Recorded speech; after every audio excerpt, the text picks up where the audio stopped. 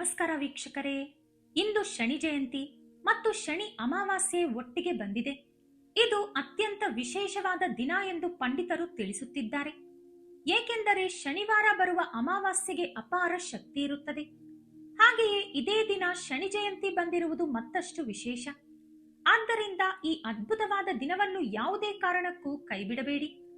ಈ ಶನಿ ಜಯಂತಿಯಂದು ಶನಿದೇವರನ್ನು ಹೇಗೆ ಪೂಜಿಸಬೇಕು, ಅಮಾವಾಸ್ಯೆಯ ದಿನ ಪಾಲಿಸಬೇಕಾದ ನಿಯಮಗಳು ಯಾವುವು, ಹಾಗೆಯೇ ಶನಿದೇವರ ಪೂರ್ಣ ಅನುಗ್ರಹವನ್ನು ಪಡೆಯಲು ಒಂದು ಅದ್ಭುತವಾದ ಶನಿದೇವರ ಕಥೆಯನ್ನು ಕೇಳೋಣ. ಮೊದಲಿಗೆ ಓಂ ಶಂ ಶನೈಶ್ಚರಾಯ ನಮಃ ಎಂದು ಕಮೆಂಟ್ ಮಾಡಿ, ವಿಡಿಯೋಗೆ ಲೈಕ್ ಮಾಡಿ, ನಮ್ಮ ಚಾನೆಲ್ ಅನ್ನು ಸಬ್ಸ್ಕ್ರೈಬ್ ಮಾಡ್ಕೊಳ್ಳಿ. ಆಲಸ್ಯ ಮಾಡದೆ ವಿಡಿಯೋಗೆ ಹೋಗಿಬಿಡೋಣ. ಇಂದು ಶನಿ ಜಯಂತಿಯ ಸಂದರ್ಭದಲ್ಲಿ ಪ್ರತಿಯೊಬ್ಬರೂ ಶನಿದೇವರನ್ನು ಪೂಜಿಸಬೇಕು. ಶನಿದೇವರ ಹೆಸರನ್ನು ಕೇಳಿದ ತಕ್ಷಣ ಬಹಳಷ್ಟು ಜನರು ಭಯ ಪಡುತ್ತಾರೆ. ಆದರೆ ನಮ್ಮ ಜಾತಕದಲ್ಲಿ ಶನಿದೇವರ ಅನುಗ್ರಹವಿದ್ದರೆ ಮಾತ್ರ ಮುಟ್ಟಿದ್ದೆಲ್ಲ ಚಿನ್ನವಾಗುತ್ತದೆ. ಆದ್ದರಿಂದ ಈ ಒಂದು ದಿನ ಶನಿದೇವರನ್ನು ಪೂಜಿಸಿದರೆ ಸಾಕು. ಜನ್ಮ ಜನ್ಮಾಂತರಗಳ ಪಾಪಗಳೆಲ್ಲ ತೊಲಗಿ ನೀವು ಅನುಭವಿಸುತ್ತಿರುವ ಕಷ್ಟಗಳೆಲ್ಲ ತಕ್ಷಣವೇ ತೀರುತ್ತವೆ. ಅಖಂಡ ರಾಜಯೋಗ ಮತ್ತು ಅಷ್ಟೈಶ್ವರ್ಯಗಳು ಒದಗಿ ಬರುತ್ತವೆ. ಆದ್ದರಿಂದ ಈ ಶನಿ ಜಯಂತಿಯಂದು ಪ್ರತಿಯೊಬ್ಬರೂ ಮನೆಯಲ್ಲಿ ದೀಪಾರಾಧನೆ ಮಾಡಿಕೊಂಡು ನಿಮ್ಮ ಹತ್ತಿರವಿರುವ ಶಿವಾಲಯಕ್ಕೆ ಹೋಗಿ ಶಿವಾಲಯದ ನವಗ್ರಹಗಳಲ್ಲಿರುವ ಶನಿದೇವರನ್ನು ಪೂಜಿಸಿ. ಈ ಶನಿ ಜಯಂತಿಯಂದು ಮನೆಯಲ್ಲಿರುವ ಪ್ರತಿಯೊಬ್ಬರೂ ತಲೆ ಸ್ನಾನ ಮಾಡಬೇಕು. ನೀರಿನಲ್ಲಿ ಸ್ವಲ್ಪ ಕಪ್ಪು ಎಳ್ಳನ್ನು ಹಾಕಿಕೊಂಡು ಸ್ನಾನ ಮಾಡಿದರೆ ಜಾತಕದ ದೋಷಗಳೆಲ್ಲ ತೊಲಗಿ ಅದೃಷ್ಟ ಮತ್ತು ಐಶ್ವರ್ಯ ಲಭಿಸುತ್ತದೆ. ಹಾಗೆಯೇ ಈ ದಿನ ತಪ್ಪದೆ ನಿಮ್ಮ ಹತ್ತಿರದ ನವಗ್ರಹಗಳ ದೇವಸ್ಥಾನಕ್ಕೆ ಹೋಗಿ ನವಗ್ರಹಗಳಲ್ಲಿರುವ ಶನಿದೇವರಿಗೆ ಎಳ್ಳೆಣ್ಣೆಯಿಂದ ತೈಲಾಭಿಷೇಕ ಮಾಡಿ. ಶನಿದೇವರಿಗೆ ಎಳ್ಳೆಣ್ಣೆಯಿಂದ ತೈಲಾಭಿಷೇಕ ಮಾಡಿದರೆ ಏಳ್ನಾಟ್ ಶನಿ ದೋಷಗಳು ತಕ್ಷಣವೇ ನಿವಾರಣೆಯಾಗುತ್ತವೆ. ಹಾಗೆಯೇ ಎಳನೀರಿನಿಂದ ಶನಿದೇವರಿಗೆ ಅಭಿಷೇಕ ಮಾಡಿದರೆ ಸಾಲದ ಬಾಧೆಗಳು, ಹಣದ ಸಮಸ್ಯೆಗಳೆಲ್ಲ ತೀರಿ ಹೋಗಿ ಆರ್ಥಿಕವಾಗಿ ಚೆನ್ನಾಗಿ ಸ್ಥಿರರಾಗುತ್ತಾರೆ. ಆರೋಗ್ಯದ ಸಮಸ್ಯೆಗಳಿಂದ ಬಳಲುತ್ತಿರುವವರು ಸಾಸಿವೆ ಎಣ್ಣೆಯಿಂದ ಶನಿದೇವರಿಗೆ ಅಭಿಷೇಕ ಮಾಡಿ. ಉತ್ತಮ ಆರೋಗ್ಯ ಲಭಿಸುತ್ತದೆ. ನೀಲಿ ಬಣ್ಣದ ಹೂವುಗಳೆಂದರೆ ಶನಿದೇವರಿಗೆ ಅತ್ಯಂತ ಪ್ರಿಯವಾದವು. ಆದ್ದರಿಂದ ಶನಿದೇವರ ಹತ್ತಿರ ನೀಲಿ ಬಣ್ಣದ ಹೂವುಗಳನ್ನು ಇಟ್ಟು ನಮಸ್ಕರಿಸಿದರೆ ಎಂತಹುದೇ ದೋಷವಿದ್ದರೂ ತಕ್ಷಣವೇ ತೊಲಗಿ ಅಷ್ಟೈಶ್ವರ್ಯಗಳು ಸುಲಭವಾಗಿ ಒದಗಿ ಬರುತ್ತವೆ. ಹಾಗೆಯೇ ಶನಿದೇವರಿಗೆ ಪ್ರಿಯವಾದವುಗಳಲ್ಲಿ ಶಮಿ ಗಿಡ ಕೂಡ ಒಂದು. ಆದ್ದರಿಂದ ಶನಿದೇವರ ಪಾದಗಳ ಬಳಿ ಕೆಲವು ಶಮಿ ಎಲೆಗಳನ್ನು ಇಟ್ಟು ನಮಸ್ಕರಿಸಿದರೆ ನಿಮಗೆ ತುಂಬಾ ಒಳ್ಳೆಯದಾಗುತ್ತದೆ. ಶನಿದೇವರಿಗೆ ನಮಸ್ಕರಿಸುವಾಗ ಅವರ ಕಣ್ಣುಗಳನ್ನು ನೋಡದೆ ಕೇವಲ ಪಾದಗಳ ಕಡೆಗೆ ನೋಡುತ್ತಾ ನಮಸ್ಕರಿಸಬೇಕು. ಒಂದು ವೇಳೆ ಈ ಶನಿ ಜಯಂತಿಯಂದು ಇವೆಲ್ಲವನ್ನೂ ಮಾಡಲು ಸಾಧ್ಯವಿಲ್ಲ ಅನ್ನುವವರು ನವಗ್ರಹಗಳ ಸುತ್ತ 25 ಪ್ರದಕ್ಷಿಣೆಗಳನ್ನು ಹಾಕುತ್ತಾ ಓಂ ಶಂ ಶನೈಶ್ಚರಾಯ ನಮಃ ಎಂಬ ಮಂತ್ರವನ್ನು ಜಪಿಸಿ ಶನಿದೇವರಿಗೆ ನಮಸ್ಕರಿಸಿಕೊಳ್ಳಿ. ತುಂಬಾ ಒಳ್ಳೆಯ ಫಲಿತಾಂಶ ಸಿಗುತ್ತದೆ. ಈ ಶನಿ ಜಯಂತಿಯ ದಿನದಂದು ಅಮಾವಾಸ್ಯೆ ಕೂಡ ಬಂದಿದೆ. ಆದ್ದರಿಂದ ಈ ಅಮಾವಾಸ್ಯೆಗೆ ಅಪಾರ ಶಕ್ತಿ ಇರುತ್ತದೆ. ಹಾಗಾಗಿ ಈ ಅಮಾವಾಸ್ಯೆಯ ದಿನದಂದು ಪ್ರತಿಯೊಬ್ಬರೂ ಉಪ್ಪು ಮತ್ತು ಒಣಮೆಣಸಿನಕಾಯಿಯಿಂದ ದೃಷ್ಟಿ ತೆಗೆಯಿರಿ. ಮುಖ್ಯವಾಗಿ ಮನೆಯಲ್ಲಿರುವ ಸಣ್ಣ ಮಕ್ಕಳಿಗೆ ಖಂಡಿತವಾಗಿಯೂ ದೃಷ್ಟಿ ತೆಗೆಯಿರಿ. ಅಮಾವಾಸ್ಯೆಯ ದಿನ ದೃಷ್ಟಿ ತೆಗೆದರೆ ತುಂಬಾ ಒಳ್ಳೆಯದು. ಅಲ್ಲದೆ ನಿಮ್ಮ ಮನೆಗೆ, ನಿಮ್ಮ ಕುಟುಂಬಕ್ಕೆ ನರದೃಷ್ಟಿ ತಗುಲಿದ್ದರೆ ಈ ಅಮಾವಾಸ್ಯೆಯ ದಿನದಂದು ತಪ್ಪದೆ ನಿಮ್ಮ ಮನೆಗೆ ಬೂದುಗುಂಬಳಕಾಯಿಯನ್ನು ಕಟ್ಟಿ. ಕುಂಬಳಕಾಯಿ ಕಟ್ಟಲು ಸಾಧ್ಯವಾಗದವರು ಒಂದು ಕೆಂಪು ಬಟ್ಟೆಯಲ್ಲಿ ಕಲ್ಲುಪ್ಪನ್ನು ಮೂಟೆ ಕಟ್ಟಿ ಮನೆಯ ಮುಖ್ಯ ದ್ವಾರದ ಮೇಲೆ ಕಟ್ಟಿ. ಹಾಗೆಯೇ ಈ ದಿನ ತಪ್ಪದೆ ಉಪ್ಪು ನೀರಿನಿಂದ ಇಡೀ ಮನೆಯನ್ನು ಸ್ವಚ್ಛಗೊಳಿಸಿ. ಅಮಾವಾಸ್ಯೆಯ ದಿನ ನೀರಿನಲ್ಲಿ ಸ್ವಲ್ಪ ಕಲ್ಲುಪ್ಪನ್ನು ಹಾಕಿ ಮನೆ ಒರೆಸಿದರೆ ಮನೆಯಲ್ಲಿರುವ ನೆಗೆಟಿವ್ ಎನರ್ಜಿ ಅಂದರೆ ನಕಾರಾತ್ಮಕ ಶಕ್ತಿ ಮತ್ತು ದೃಷ್ಟಿ ದೋಷಗಳೆಲ್ಲ ತಕ್ಷಣವೇ ನಿವಾರಣೆಯಾಗುತ್ತವೆ. ಹಾಗೆಯೇ ಈ ಅಮಾವಾಸ್ಯೆಯಂದು ಪ್ರತಿಯೊಬ್ಬರೂ ನಿಮ್ಮ ಕಾಲಿಗೆ ಕಪ್ಪು ದಾರವನ್ನು ಕಟ್ಟಿಕೊಳ್ಳಿ. ಈ ಅಮಾವಾಸ್ಯೆಯ ದಿನ ಸಾಯಂಕಾಲ 6ರಿಂದ 7 ಗಂಟೆಯ ನಡುವೆ ಒಂದು ಕಪ್ಪು ದಾರಕ್ಕೆ 9 ಗಂಟುಗಳನ್ನು ಹಾಕಿ ಆ ದಾರವನ್ನು ದೇವರ ಮುಂದೆ ಇಟ್ಟು ಪೂಜಿಸಿ ನಂತರ ನಿಮ್ಮ ಕಾಲಿಗೆ ಕಟ್ಟಿಕೊಳ್ಳಿ. ಮಹಿಳೆಯರು ಎಡಗಾಲಿಗೆ ಮತ್ತು ಪುರುಷರು ಬಲಗಾಲಿಗೆ ಕಟ್ಟಿಕೊಳ್ಳಬೇಕು. ಅಮಾವಾಸ್ಯೆಯ ದಿನ ಈ ರೀತಿ ಕಪ್ಪು ದಾರ ಕಟ್ಟಿಕೊಂಡರೆ ನರದೃಷ್ಟಿ ನಿವಾರಣೆ, ಶನಿ ದೋಷ ನಿವಾರಣೆ, ಆರೋಗ್ಯ ಪ್ರಾಪ್ತಿ ಮತ್ತು ಆರ್ಥಿಕ ಸ್ಥಿರತೆ ಲಭಿಸುತ್ತದೆ. ಇನ್ನು ನಮ್ಮಲ್ಲಿ ಬಹಳಷ್ಟು ಜನರು ಮನೆಯ ಮುಖ್ಯ ದ್ವಾರಕ್ಕೆ ಲೋಳೆ ರಸ ಅಂದರೆ ಆಲೋವೆರಾ ಗಿಡವನ್ನು ನೇತು ಹಾಕುತ್ತಾರೆ. ವಿಶೇಷವಾಗಿ ಈ ಅಮಾವಾಸ್ಯೆಯಂದು ಮನೆ ಮುಂದೆ ಆಲೋವೆರಾ ಗಿಡವನ್ನು ಕಟ್ಟಿದರೆ ದುಷ್ಟ ಶಕ್ತಿಗಳು ನಿಮ್ಮ ಮನೆಗೆ ಪ್ರವೇಶಿಸದಂತೆ ತಡೆಯಬಹುದು. ಹಾಗೆಯೇ ನಿಮ್ಮ ಮನೆಯಲ್ಲಿ ಸುಖ ಸಂತೋಷಗಳು ವೃದ್ಧಿಸುತ್ತವೆ. ಅಲ್ಲದೆ ಈ ಅಮಾವಾಸ್ಯೆಯ ದಿನದಂದು ತಪ್ಪದೆ ನಿಮ್ಮ ಪೂಜಾ ಕೋಣೆಯನ್ನು ಅರಿಶಿಣ ನೀರಿನಿಂದ ಪ್ರೋಕ್ಷಣೆ ಮಾಡಿ, ಅಂದರೆ ಅರಿಶಿಣ ನೀರನ್ನು ಚಿಮುಕಿಸಿ. ಇದರಿಂದ ನಿಮ್ಮ ಮನೆಗೆ ದೈವಿಕ ಶಕ್ತಿಗಳು ಆಕರ್ಷಿತವಾಗುತ್ತವೆ.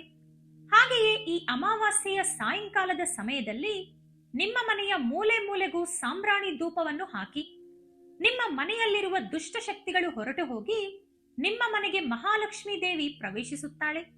ಇನ್ನು ಈ ಶನಿವಾರ ತಪ್ಪದೇ ಕಾಗೆಗಳಿಗೆ ಆಹಾರವನ್ನು ನೀಡಬೇಕು.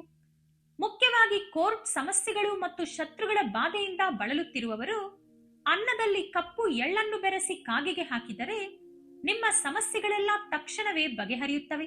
ಇದೆಲ್ಲದಕ್ಕಿಂತ ಹೆಚ್ಚಾಗಿ ಈ ದಿನ ಅರಳಿ ಮರವನ್ನು ಪೂಜಿಸಿದರೆ ತುಂಬಾ ಒಳ್ಳೆಯದು.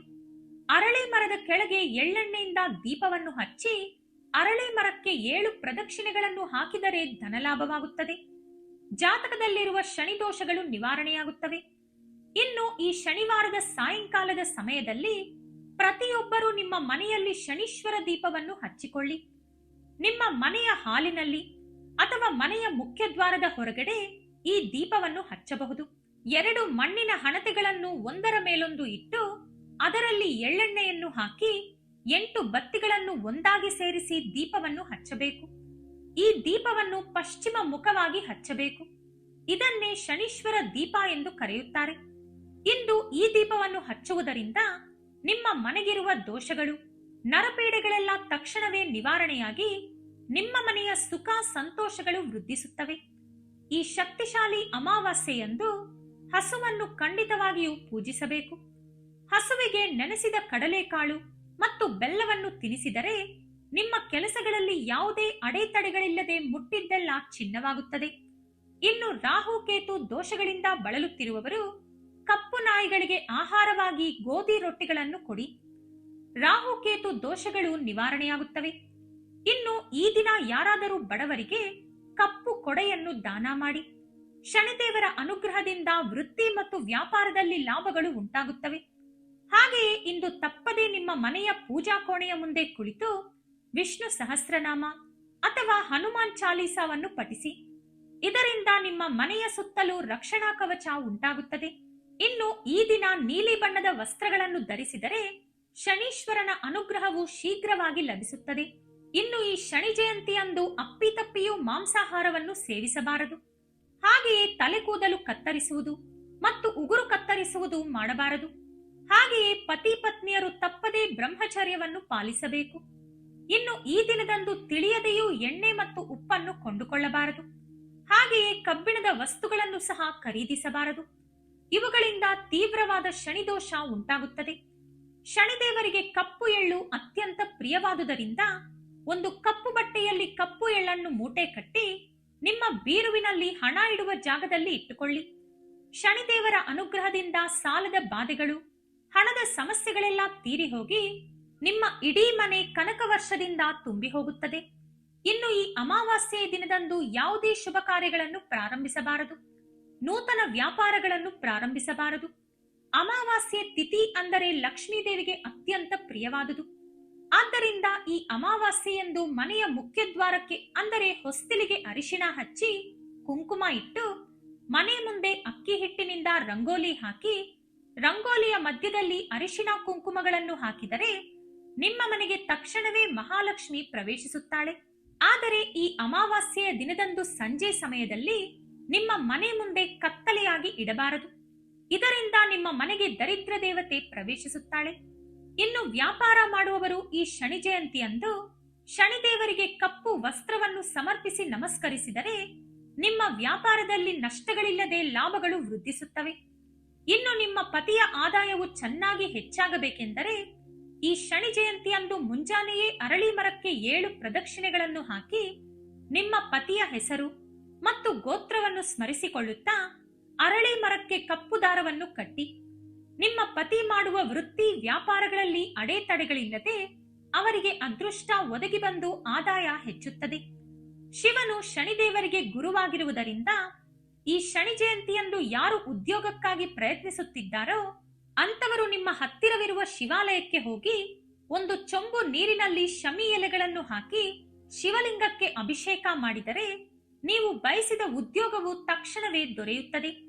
ಅಮಾವಾಸ್ಯೆ ಎಂದರೆ ಪಿತೃಗಳನ್ನು ಪೂಜಿಸಬೇಕು. ಆದ್ದರಿಂದ ಈ ಶನಿ ಅಮಾವಾಸ್ಯೆಯಂದು ನಿಮ್ಮ ಪಿತೃದೇವತೆಗಳಿಗೆ ತರ್ಪಣ ಬಿಟ್ಟರೆ ತುಂಬಾ ಒಳ್ಳೆಯದು. ಈ ಶನಿ ಜಯಂತಿಯಂದು ಈ ನಿಯಮಗಳನ್ನು ಪಾಲಿಸಿ ಶನೀಶ್ವರನ ಅನುಗ್ರಹವನ್ನು ಪಡೆಯಿರಿ. ಈಗ ನಾವು ಶನೀಶ್ವರನಿಗೆ ಸಂಬಂಧಿಸಿದ ಒಂದು ಶ್ರೇಷ್ಠವಾದ ಕಥೆಯನ್ನು ಕೇಳೋಣ. ಪೂರ್ವದಲ್ಲಿ ನ್ಯಾಯಪುರಿ ಎಂಬ ಒಂದು ಪ್ರಸಿದ್ಧ ನಗರವಿತ್ತು. ಹೆಸರಿಗೆ ತಕ್ಕಂತೆಯೇ ಆ ನಗರದಲ್ಲಿ ನ್ಯಾಯ ಮತ್ತು ಧರ್ಮ ಕಣ್ಣಿಗೆ ಕಟ್ಟಿದಂತಿರುತ್ತಿದ್ದವು. ಜನರು ನಿಸ್ವಾರ್ಥವಾಗಿ ಜೀವಿಸುತ್ತಿದ್ದರು. ಆದರೆ ಒಂದು ಕಾಲದಲ್ಲಿ ನ್ಯಾಯಪುರಿಯ ಮೇಲೆ ದುರದೃಷ್ಟ ಎಂಬ ಕತ್ತಲೆ ಆವರಿಸಿತು. ರಾಜನು ಅಶಕ್ತನಾದನು. ಬರಗಾಲ ತಾಂಡವವಾಡಿತು. ಜನರಲ್ಲಿ ಸ್ವಾರ್ಥ ಮತ್ತು ಅನ್ಯಾಯ ಹೆಚ್ಚಾದವು. ಆ ನಗರವು ತನ್ನ ಪೂರ್ವ ವೈಭವವನ್ನು ಕಳೆದುಕೊಂಡು ಕರ್ಮಗಳ ಭಾರವನ್ನು ಹೊರುತ್ತಾ ನಿಸ್ಸಹಾಯಕವಾಯಿತು. ಆ ನ್ಯಾಯಪುರಿಯಲ್ಲಿ ವಿಕ್ರಮಾದಿತ್ಯ ಎಂಬ ಯುವಕನಿದ್ದನು. ಅವನು ಧೈರ್ಯವಂತ ಮತ್ತು ಪ್ರಾಮಾಣಿಕನಾಗಿದ್ದನು. ಆದರೆ ಅವನ ಕುಟುಂಬವು ತೀವ್ರ ಬಡತನದಲ್ಲಿ ಮುಳುಗಿ ಹೋಗಿತ್ತು. ಅವನ ತಂದೆ ತಾಯಿ ರೋಗಗ್ರಸ್ತರಾಗಿದ್ದರು. ತಂಗಿಯ ವಿವಾಹವು ಮುಂದೂಡಲ್ಪಟ್ಟಿತು. ವಿಕ್ರಮಾದಿತ್ಯನು ಎಷ್ಟೇ ಕಷ್ಟಪಟ್ಟರೂ ಅದೃಷ್ಟವು ಅವನನ್ನು ವರಿಸಲಿಲ್ಲ. ಅವನು ಹೀಗೆ ಅಂದುಕೊಂಡನು, ಏಕೀ ಕಷ್ಟಗಳು, ದೈವವು ನ್ಯಾಯವನ್ನು ಮರೆತಿದೆಯೇ ಎಂದು ಅವನ ಮನಸ್ಸಿನಲ್ಲಿ ಪದೇ ಪದೇ ಪ್ರಶ್ನೆಗಳು ಮೂಡುತ್ತಿದ್ದವು. ಅದೇ ಸಮಯದಲ್ಲಿ ದೂರದ ಊರಿನಿಂದ ಒಂದು ವಿಚಿತ್ರವಾದ ಕತೆ ನ್ಯಾಯಪುರಿಯನ್ನು ತಲುಪಿತು. ಅದು ಶನಿದೇವರ ಜನನದ ಬಗ್ಗೆ ಆಗಿತ್ತು. ಸೂರ್ಯನ ಪ್ರಚಂಡ ತೇಜಸ್ಸಿನಿಂದ ಛಾಯಾದೇವಿಯ ಗರ್ಭದಲ್ಲಿ ಲೋಕದ ಕರ್ಮಗಳ ಫಲವನ್ನು ನೀಡಲು ಒಂದು ಕಪ್ಪು ಬಣ್ಣದ ಶಕ್ತಿಶಾಲಿ ಶಿಶು ಜನಿಸಿತೆಂದು, ಆತನು ಕತ್ತಲೆಯನ್ನು ಆವರಿಸಿ ನ್ಯಾಯವನ್ನು ನಿಷ್ಪಕ್ಷಪಾತವಾಗಿ ಪ್ರಸಾದಿಸುವನೆಂದು ತಿಳಿಯಿತು. ಒಂದು ದಿನ ವೈಶಾಖ ಅಮಾವಾಸ್ಯೆ ಬಂದಿತು. ಇದೇ ಶನಿ ಜಯಂತಿಯಂದು ಕೆಲವರು ಗುಸುಗುಸು ಮಾತನಾಡಿಕೊಂಡರು. ಅಂದು ರಾತ್ರಿ ವಿಕ್ರಮಾದಿತ್ಯನು ತನ್ನ ಗುಡಿಸಲಿನ ಹೊರಗೆ ನಿಸ್ಸಹಾಯಕನಾಗಿ ಕುಳಿತಿದ್ದನು. ಆಕಾಶವು ದಟ್ಟವಾದ ಕತ್ತಲೆಯಿಂದ ತುಂಬಿತ್ತು. ಆಗಲೇ ಅವನ ಕಣ್ಣೆದುರೇ ಒಂದು ವಿಚಿತ್ರ ಘಟನೆ ನಡೆಯಿತು. ಅವನು ನೋಡುತ್ತಿದ್ದಂತೆಯೇ ಅಂಧಕಾರದಿಂದ ಒಂದು ಕಪ್ಪು ಬಣ್ಣದ ಅದ್ಭುತವಾದ ರಥವು ಬಂದಿತು. ಆ ರಥದ ಮೇಲೆ ಒಬ್ಬ ವ್ಯಕ್ತಿ ಕುಳಿತಿದ್ದನು. ಅವನ ಶರೀರವು ಕತ್ತಲೆಯಂತೆ ಕಪ್ಪಗಿದ್ದರೂ ಕಣ್ಣುಗಳಲ್ಲಿ ಸಾವಿರ ಸೂರ್ಯನ ತೇಜಸ್ಸಿನಂತಹ ಜ್ಞಾನವು ಪ್ರಕಾಶಿಸುತ್ತಿತ್ತು. ಅವನ ಕೈಯಲ್ಲಿ ದಂಡವಿತ್ತು. ವಿಕ್ರಮಾದಿತ್ಯನಿಗೆ ಅರ್ಥವಾಯಿತು, ಅವರು ಸಾಕ್ಷಾತ್ ಶನಿದೇವರೆಂದು. ಶನಿದೇವರು ನೇರವಾಗಿ ವಿಕ್ರಮಾದಿತ್ಯನ ಕಣ್ಣುಗಳನ್ನು ನೋಡುತ್ತಾ ತಮ್ಮ ಗಂಭೀರ ಸ್ವರದಲ್ಲಿ ಹೀಗೆಂದರು, ವಿಕ್ರಮಾದಿತ್ಯ, ನೀನು ನ್ಯಾಯಕ್ಕಾಗಿ ತಪಿಸುತ್ತಿದ್ದೀಯಾ ಎಂದು ನನಗೆ ಗೊತ್ತು. ಈ ಲೋಕದಲ್ಲಿ ಪ್ರತಿಯೊಬ್ಬರೂ ತಮ್ಮ ತಮ್ಮ ಕರ್ಮಗಳ ಫಲವನ್ನು ಅನುಭವಿಸಲೇಬೇಕು. ನಾನು ಕರ್ಮಗಳ ವಾಹಕ, ಆದರೆ ನ್ಯಾಯದ ಪ್ರತಿನಿಧಿ ಕೂಡ ಹೌದು. ಈ ನ್ಯಾಯಪುರಿಯಲ್ಲಿ ಧರ್ಮ ಲೋಪಿಸಿದೆ. ಜನರು ತಮ್ಮ ಕರ್ಮಗಳನ್ನು ಮರೆತು ಸ್ವಾರ್ಥದಿಂದ ವರ್ತಿಸುತ್ತಿದ್ದಾರೆ. ಅದಕ್ಕಾಗಿಯೇ ಅವರಿಗೆ ಈ ಕಷ್ಟಗಳು ಎದುರಾಗುತ್ತಿವೆ. ಒಬ್ಬರ ಹಣವನ್ನು ಇನ್ನೊಬ್ಬರು ದೋಚುತ್ತಿದ್ದಾರೆ. ಅನ್ಯಾಯವು ರಾಜ್ಯಭಾರ ಮಾಡುತ್ತಿದೆ.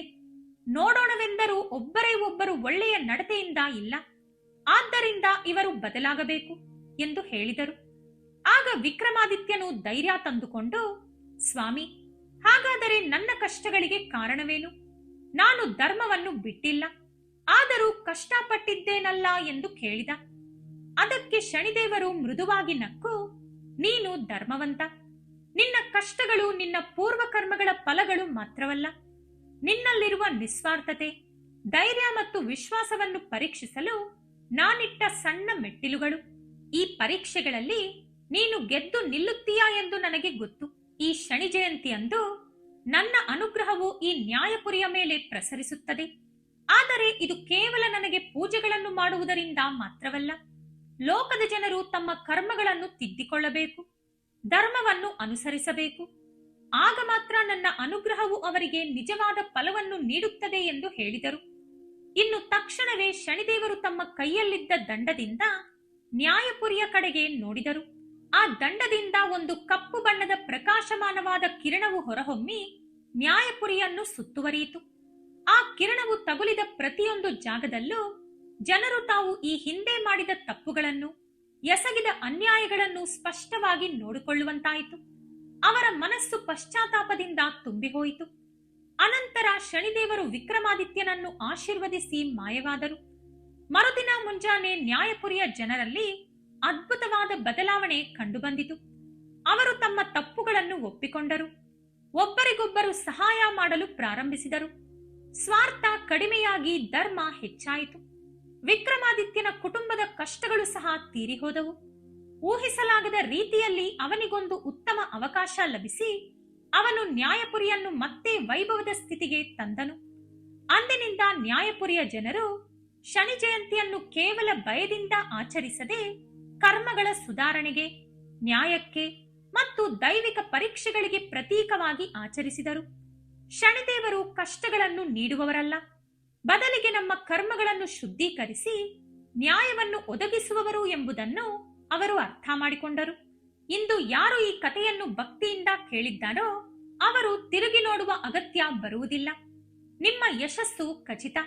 ಆ ಶನಿದೇವರ ಅನುಗ್ರಹವು ನಿಮಗೆ ಲಭಿಸುತ್ತದೆ. ಈ ವಿಡಿಯೋ ಇಷ್ಟವಾದರೆ ಲೈಕ್ ಮಾಡಿ, ಶೇರ್ ಮಾಡಿ. ನಮ್ಮ ಚಾನೆಲ್ ಅನ್ನು ಸಬ್ಸ್ಕ್ರೈಬ್ ಮಾಡಿಕೊಂಡು ಬೆಲ್ ಐಕಾನ್ ಕ್ಲಿಕ್ ಮಾಡಿ. ಧನ್ಯವಾದಗಳು.